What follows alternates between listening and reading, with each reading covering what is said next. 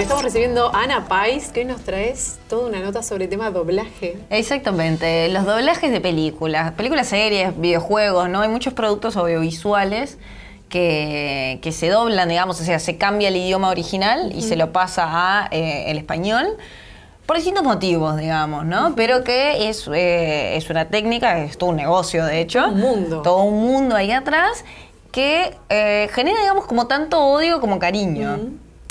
Odio porque, por ejemplo, quienes hablan inglés o bueno, u otros idiomas en los que se hablan originalmente las películas, una película en alemán, ¿no? Imagínate a Hitler hablando el alemán traducido al español de España. Es como, claro, es sí. rarísimo, Pero digamos, ¿no? Un mal doblaje es como que te da escalofríos, sí, ¿no? sí, sí. Es lo mismo que una película cuando uno habla inglés. A veces ya ni siquiera lees los subtítulos, lees solo el subtítulo cuando alguna palabra no la captaste y no te das cuenta que nunca lo estuviste leyendo, ¿no? Entonces, el doblaje muchas veces genera esa cosa como de que estás mirando tele y agarrás una película y dices, ¡ah, qué divina! Y cuando ves que está doblada decís, ¡ay, no, qué mono! Dame los subtítulos. Claro, no empezó a buscar subtítulos, nunca funciona, ¿no? Claro. Entonces, bueno, tiene como toda esa faceta y por otro lado tiene toda una faceta de inclusión que es importantísima. O sea, inclusión de los niños. ¿Quién no ha visto una película con un niño cuando está subtitulada y le tenés que estar leyendo los subtítulos? Que Claro. es terrible, fatal. Personas, por ejemplo, con baja visión o directamente ciegas que pueden, digamos, seguir la película gracias a los doblajes. Entonces, y buen trabajo hecho por grandes actores también, ¿no? Exacto, que doblan bien. Exactamente. Entonces hay como toda una serie como de necesidades que hacen que el doblaje sea tan exitoso y tan necesario. En particular, digamos, en realidad el tema del doblaje no existió siempre. Fue algo que se le ocurrió particularmente a Disney para las películas animadas. El primer largometraje doblado enteramente al español fue en 1938 con Blancanieves y sus 7 enanitos. El tema es que no se dieron cuenta en Estados Unidos que, bueno, llamaron a varios actores, les pidieron que hicieran, digamos, este nuevo arte, pero eran personas que hablaban español con distintos acentos. Entonces habían mexicanos, colombianos, venezolanos, argentinos, españoles. Y claro, era un... ¿Qué daría por ver esa Blancanieves? Sí, un desbarajuste de acentos, sí, ¿no? O sea, algo que desconcentraba de la película incluso, porque claramente ahora que estamos tan acostumbrados al español neutro ese de los doblajes, nos cuesta pensar un error tan grave en interpretar el idioma español. Pero lo cierto es que eso pasaba y puso muy en jaque la idea de decir, bueno, con el doblaje vamos a llegar a toda América Latina, porque fue muy mala la primera experiencia. Claro. A partir de ahí Disney lo que decía es, bueno, trasladar los estudios de doblaje a América Latina y decir, bueno, que lo piensen desde allí, que lo van a hacer mejor, ¿no? Había estudios de doblaje en Argentina, pero digamos como el granito es en el año 1949 en México, que hacen un casting para encontrar a Cenicienta, ¿no? ¿Quién debería darle voz a esa Cenicienta? Y uno a veces no piensa todo lo que incluye una voz, ¿no? Porque no es solamente actuar la voz, es también que, bueno, por ejemplo, Cenicienta no podría tener mi voz, ¿no? Digamos, o sea, tiene que tener una voz como mucho más dulce, como esas cosas que transmite esa princesa, ¿no? Entonces, bueno, hacen este casting, sale elegida a Evangelina Elizondo y fue un éxito. La gente le fascinaba esa nueva actriz, ¿no? Exacto. Es no menor el ser actriz. No, exacto, sí, porque es muy difícil interpretar la voz de un personaje que ya hace un movimiento de labios, digamos, ¿no? Porque en los grandes estudios de animación lo que se hace con los doblajes es el personaje, digamos, está dibujada toda la secuencia, está, bueno, animada hoy en día, está hecha toda la secuencia, vienen en el doblaje, es esa típica imagen que tenemos, ¿no? O sea, el micrófono, el estudio, está el guión, los auriculares, y van viendo en la pantalla lo que va pasando.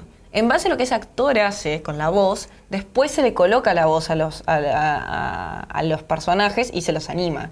Entonces, bueno, cuando uno viene ya con el español, tiene que acompañar esos movimientos con un diálogo que tenga sentido y que diga lo mismo que ese personaje a grandes rasgos.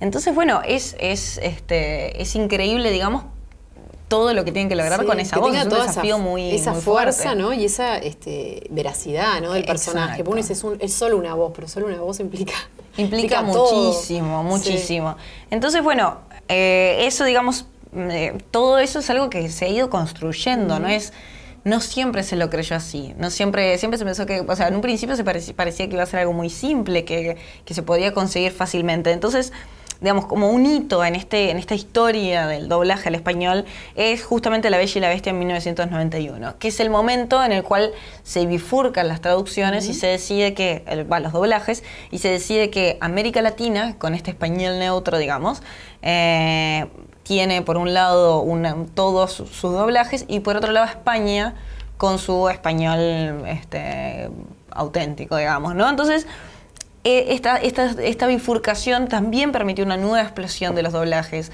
porque en general para América Latina es muy raro escuchar un personaje hablando como español de España, digamos, ¿no? Claro. O sea, si bien en un principio costó acostumbrar el oído al español neutro, el español de España es muy característico de ellos para nosotros, nos resulta muy lejano cómo hablan. Entonces, aunque no tuviera localismos, aunque no hubiera modismos típicos de España que no pudiéramos entender, de todos modos ese acento resulta un poco raro. Entonces, bueno, digamos, esta trayectoria que va haciendo el doblaje, también unas cosas que empieza a suceder es eso, ¿no? Empiezan a haber como dos escuelas. Los actores famosos que empiezan a doblar, recién estábamos viendo, por ejemplo, en Minions, que actúa en español, actúa Thalía, actúa Ricky Martin y algunas otras personalidades mexicanas. Y por otro lado, los que se forman en la carrera del doblajista. Exclusivamente eso. Exacto. Por ejemplo, hay una uruguaya que la entrevistamos, que la entrevistó Facundo Macchi en este informe, digamos, del que estoy hablando, que salió el domingo, ¿no? 2, que se llama Graciana Albertoni, que tiene 27 años y que se fue justamente a Argentina para trabajar de esto. Y bueno, ella está contando como sus primeros pasos y bueno, contando lo que es eso, lo que es darle voz a un personaje que ya existe y que te precede el doblaje, te precede las interpretaciones de la voz, como vos decías. Acá han pedido castings para doblajes de películas de animación, que acá están muy en boga, y han pedido castings. Es todo un desafío, es todo, ¿no? todo un desafío, y me parece que vos tenías algo de experiencia en eso también, ¿no? Más o menos. Me pareció muy bizarro. Una vez fui a hacer uno y era con un personaje no sé, era un bichito, un animalito así, y a veces era una voz muy aguda. Y me pareció como dificilísimo tener que sostener una voz muy aguda todo el tiempo y bueno, más allá de la actuación, un tono de voz realmente difícil, ¿no? O sea, que hay que tener un manejo impresionante de la voz, claro. de la actuación, pero también de manejar la técnica vocal para no lastimarte, porque estás forzando, estás haciendo una voz que no es la normal. Claro. Entonces, bueno, lograr eso realmente está difícil. Es difícil y además... bueno, pasa eso también, que nosotros a veces pensamos como en la parte en donde, bueno, yo qué sé, no sé, en el cable siempre pasaron Friends en inglés, ¿no? Entonces, cuando uno escucha el doblaje es rarísimo, porque uno no cree, o sea, esas voces no te parecen apropiadas, pero pasa para el otro lado también. Claro. Cuando uno ve Los Simpsons en inglés, por ejemplo, que siempre lo vimos en español, es rarísimo Homero, es rarísimo Bart, o sea, son voces que no son las que estamos acostumbrados. Y de hecho, Humberto Vélez, que durante 15 temporadas, un mexicano que durante 15 temporadas hizo la voz de Homero, cuando lo despiden por problemas sindicales que estaba viendo, digamos, en México, particularmente en ese momento, cuando lo despiden, claro, fue toda una crisis. ¿Quién va a hacer esa voz? Que tiene que seguir muchos lineamientos que en el inglés no tenía, muchos virajes y lo mismo, o sea... Obviamente tiene que ser una voz que es una voz forzada, que es una voz que en este caso además tiene que imitar a la de un actor que le precede, ¿no?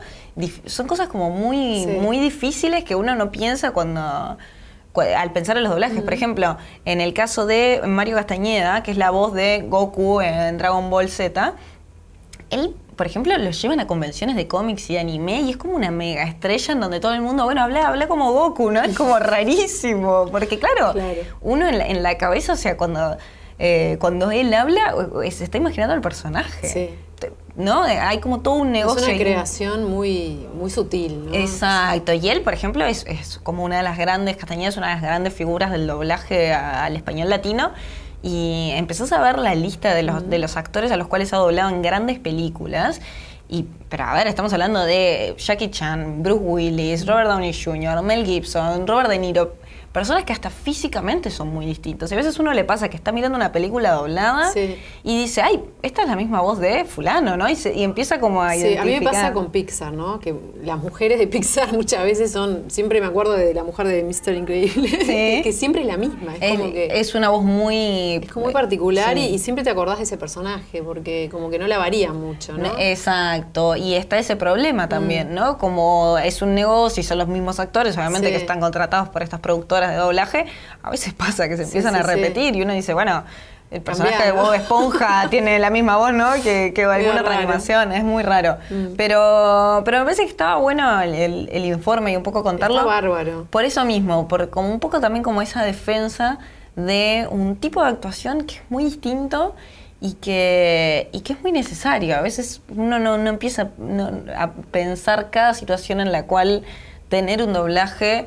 es inclusivo y es más democrático para las producciones audiovisuales y para poder compartirlas con un público más amplio. Buenísimo, me parece bárbaro. Bueno, Ana, muchas gracias. A ti.